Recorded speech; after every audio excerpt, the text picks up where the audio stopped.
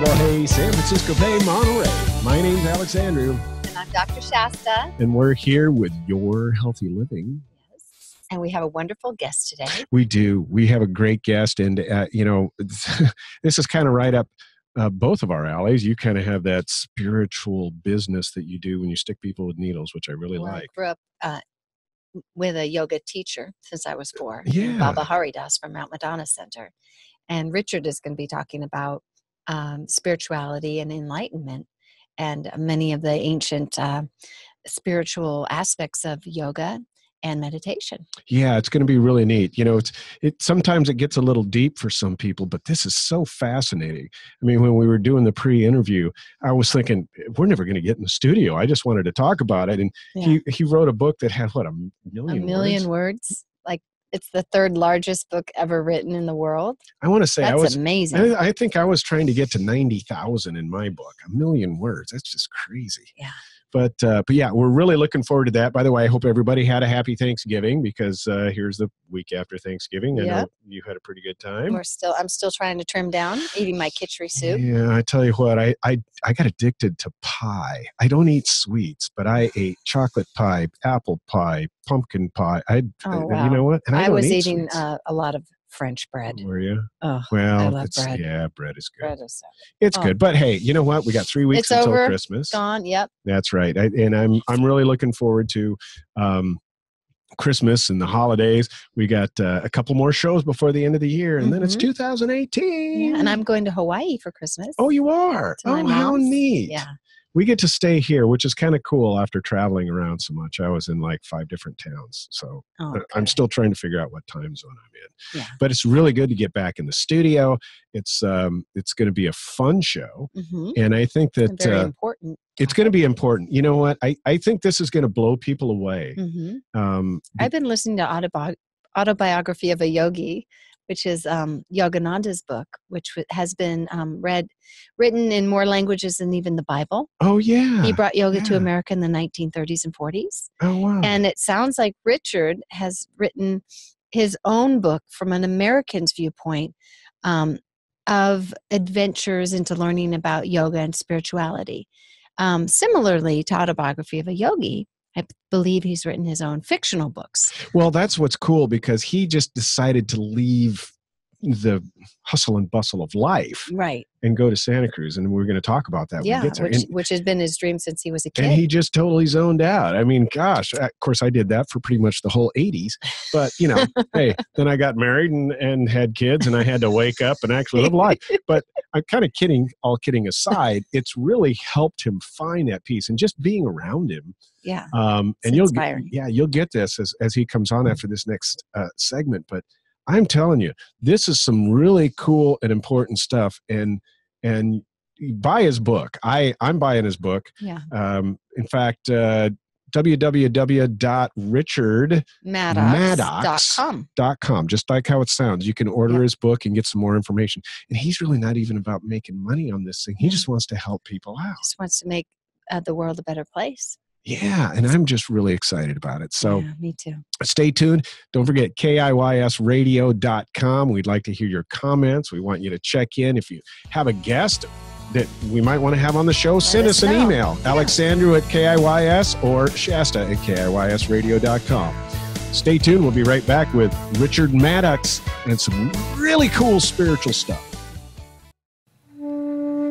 At Way of Wellness, we help to rebalance the hormones of your body so that it can heal itself. Way of Wellness offers acupuncture, Chinese medicine, functional nutrition, Qi yoga, and wellness coaching. Call 408-615-1995 and start living the life that keeps us well.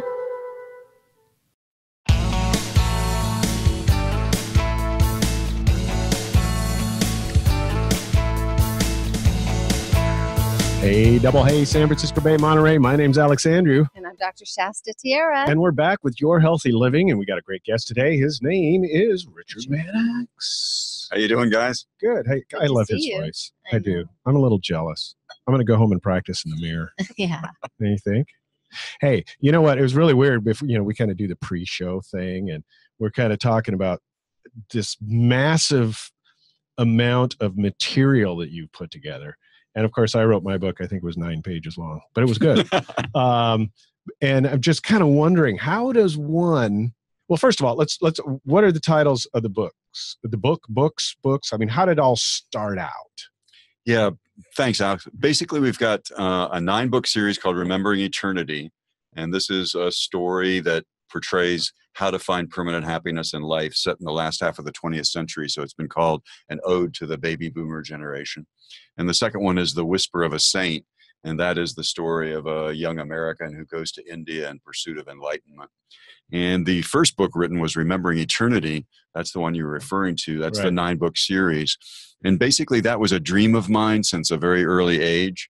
And I had a plan that I would get out of business early when my brain was still alive, and went down to Santa Cruz, lived on the beach, and basically 7 days a week for 5 years, I wrote and edited what ended up becoming this 9-book series. Santa Cruz, that sounds totally bitchin', dude. Like Santa Cruz. When was this? What time? What part of the century was this? This was 2005 to 2010. Really?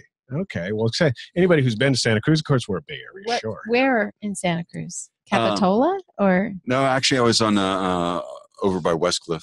Okay. And there's a bit of Santa Cruz in there, so it starts in the present day and moves backward and forward in time. In a way, it's structured in time zones. So you move forward from the character's childhood and backward from the present. So anybody that knows Santa Cruz might encounter the Pink Man or the Halloween parade or some of the stuff that was actually going on down there at the time. You probably know Santa Cruz better than anybody. Since I was 5. I've lived there in the summers and then started my schooling there when I was 18. So I do know Santa Cruz. Yeah. Didn't you do a lot of yoga stuff there too? I did.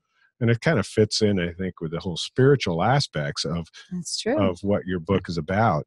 And, we talk about spiritual enlightenment, and of course we kind of have this conversation too. And of course, Shasta and I talk about it all the time, but what is it about enlightenment that kind of drove you into being able to do this? I mean, how did you decide that it was spiritual enlightenment, not you just having this wild, crazy idea to totally move to Santa Cruz, Excellent. So when we're young, I think most of us have that experience where we are playing and suddenly we're just there. We're in bliss. We're timeless. There's no present. There's no past. Right. We're just absolutely where we want to be. Some people have it later in life. You might have it, a mother when she holds her first child. Lovers might have it when they first fall in love. You might have it with nature, looking out over an ocean or during a sunrise. But we've all had those peak experiences, Alex and Shasta, where suddenly life is perfect. And this is transcendence. This is the experience of enlightenment just in an instant. So what fascinated me ever since childhood was, how can we hold on to that? How can we have that ephemeral moment last throughout our lives? Right. And what I came to was the experience of meditation.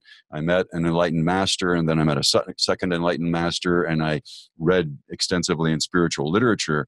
And I came to realize that there's actually a science, a methodology to being able to attain enlightenment. So we're bringing the West and the East together. We're not saying you have to go live in a cave and, just grow your hair long and have a long beard. But that's pretty cool. That's pretty cool, because I did it through the whole 80s until the mullet wouldn't come off. I lost the mullet. But no, I think that's awesome. The meditation thing, I know, and I haven't done the acupuncture thing. I keep meaning to do that, but that's got to be a meditative state in itself. It is a meditative state. Right. But are you in a meditative state when I am in a meditative state when I'm doing the treatments, and the patients get into that deep meditative state. And I always say that that it puts them in this place of peace in heaven. And in that place, primordial empty space, the healthy genes can turn on and the unhealthy genes can turn off, and the body can have a spontaneous healing. And that can happen in meditation, that can happen in yoga and Tai Chi and acupuncture, or even in massage, or even just being out in nature. And like Richard's talking about, helping, the books sound like they're about helping remind us of what we already know, which is this one knowingness that we all really are all one. We really are all connected, and that peace really is what it's really all about.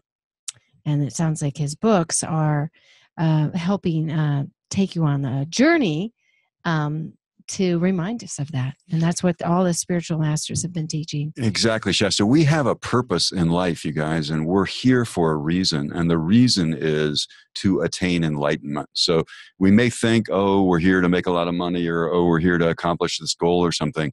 But once we've had an experience, God forbid, but a near-death experience, the loss of a loved one, Shasta and I were talking earlier about going through suffering experiences, suddenly we'll realize there's a much bigger frame in which we're sitting than this present little thing, this new car, this new job, this promotion. And what we are is we're evolving towards enlightenment all the time. Right. Now, nature's going to take us there, but it might take a very long time. So why not accelerate it? Shasta was talking about acupuncture. You were talking about yoga. Alex, I'm talking about meditation. All of these things help. But the basic point of my books is to say, as was pointed out, that you have a purpose and find it as fast as possible, because life is short. It is short. Oh my gosh, it's short. Yeah. I mean, I've never thought I'd get to the last half of my life because I was pretty wild and crazy. But luckily, I had many family members who were doctors who put me back together. I felt like Humpty Dumpty growing up, you know. But it's so true. After I went through my really depressive state when I put my book together, which wasn't really meant to be a book. It was more of a journal of me trying to find the spiritual essence of who I was. But I'm a math and science guy. I'm a financial advisor. And like you were saying, being able, and I want to touch on that too, this science of spirituality and so on and so forth. You were talking about the circle when we're doing the pre-interview, and I really think that's important. Can you talk a little bit about that and how that can help us really understand how science and spirituality can dovetail? Absolutely, and that's what the books are about. It's saying that in the West, we need to rationally understand how things work. That's the way we're built. Right. So if you say spirituality, and you had said this earlier, Alex, oh, that makes me think of some airy-fairy thing that's just a bunch of woo-woo. But actually, as you evolve, what you're doing is, we talked about the circle 180 degrees different of science and spirituality. In the West, we're starting with the rational mind. But as we get into quantum mechanics physics, we start to see things get very spiritual. You know, action at a distance, things that are beyond rational conception. And if you look at spirituality, an enlightened master can materialize something in his or her hand at will. They control the laws of nature. So basically, the West starts outward and goes inward, and the East starts inward and can come outward, but they're all going to the same point. So what I tried to do was to show that even in the West, when we're trapped on a freeway or we're arguing with our teenager or whatever we're doing, it's a stressful life, we have the ability to go inward and find that bliss, find that peace, and that will make us more functional when we go out to work in the world. Because when you transcend to pure consciousness, which is your essence, which unites you and everyone else and everything else in the universe, you will carry that over into your daily life. You will find that you think more clearly. On Shasta's, you become more healthy.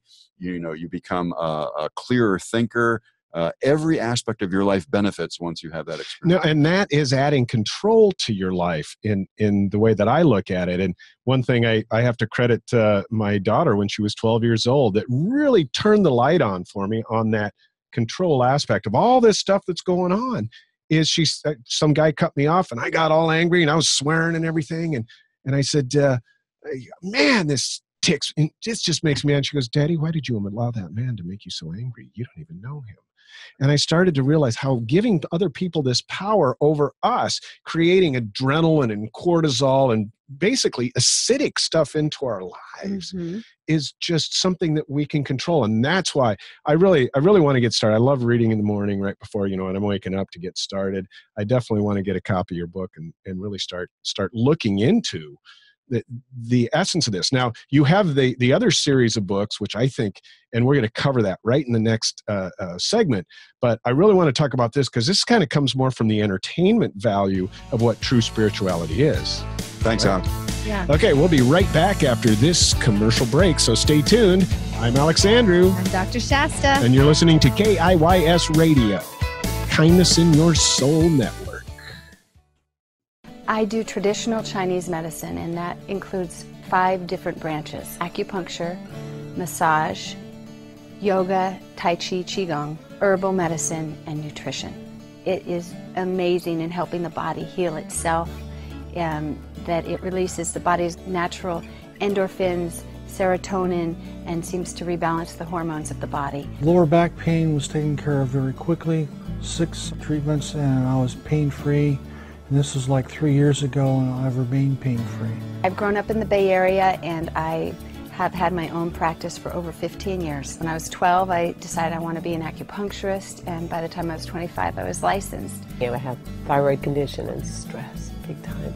When I walk out, I'm feeling like a whole different person. It's definitely a blessing to be able to come here. I love helping women have babies, and the day that they actually get pregnant, the look in their eye is like, it's the best thing ever. I've been struggling trying to get pregnant for the past 3 or 4 years. I came to Shasta. I would totally recommend her to anyone out there that is trying to get pregnant. She will do great for you. Way of Wellness has to do with living a life that keeps us well. Hi there, this is Alexandrew with It's All About the Show. You know, I've been with Money Concepts since 1994, and they have been the primary catalyst for my success as a financial advisor. If you're looking for a career change and you want to help people for a living, check out moneyconcepts.com/ALEE or call 946-8378 today.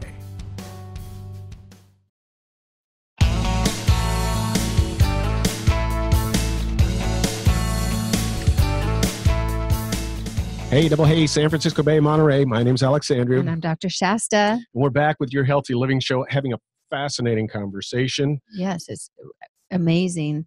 We have this author has written one of the 3rd largest book ever written in the world with 1 million words. He's written more words than I've ever spoken in my life. Right? Spoken, is that right? I don't know. Who cares? Yes.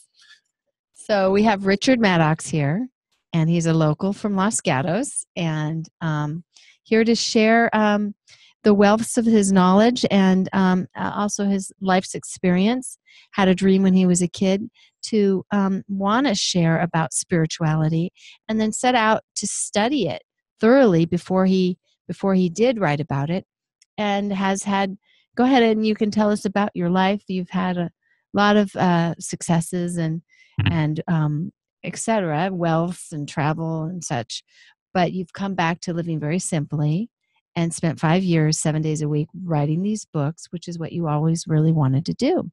So would you like to share a little bit more about why you've always had that vision and about what you feel your purpose thanks, is? Shasta. Absolutely. So I think I went through what most of us, you guys and all our listeners have gone through, which is that we've had these experiences of pure transcendence where everything in life becomes perfect and we want to hold on to them, but we get educated by society to believe that the answer is actually outside of ourselves. I've got to have that next Mercedes. I've got to have that bigger house. I've got to have that, cuter boyfriend or girlfriend or whatever. And we're looking for satisfaction outside of ourselves, but yet we know that the relationship can break up, the house can be sold, the job can be lost, whatever. It's all temporary. All temporary. Right. Yeah. So what can we have that would give us permanent happiness? And my books are about the one sure path to permanent happiness, Shasta. And what that is looking inside of yourself and finding what we call pure consciousness. It is the essence of what we are. So we are not just the ego. We are not just the body.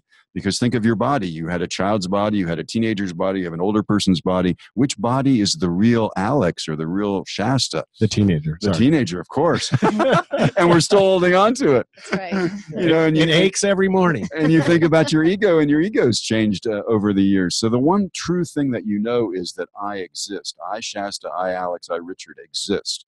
That is your consciousness, your pure consciousness.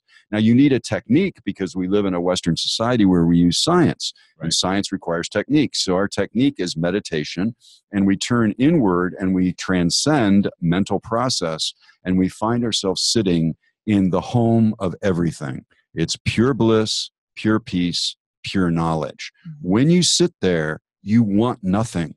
There is no lack of anything. You have everything that you need. You are smiling so broadly that your facial muscles hurt. So why do you care about how big the car is at that point? So as Shasta was saying, a lot of us have had the external success where we've worked and, we did startup companies and we worked 80 hours a week and all this stuff. And we had plenty of money in the W-2, but we were gradually driving ourselves nuts. So, and I was going to say, I think a good example of that in kind of the the famous world, like Jim Carrey. You know, Jim Carrey's kind of come full circle to that. I mean, he was a manifester. He wrote that check for $10 million and he created it. But that wasn't where the happiness was. And he's really kind of regressed into this mountain man, you know, with a beard that's just said, hey, you know what? This physical thing is temporary. Where are we? How are we all connected? And like you said, our purpose, or having a purpose, keeps us getting up and driving in the morning to work or doing whatever we want. But that is the temporary purpose, I think, that we have in this life. And that's why I'm really interested in finding ways to improve my meditation. I meditate several times a day, but you know, you talk about pure consciousness in that meditative state and stopping the noise.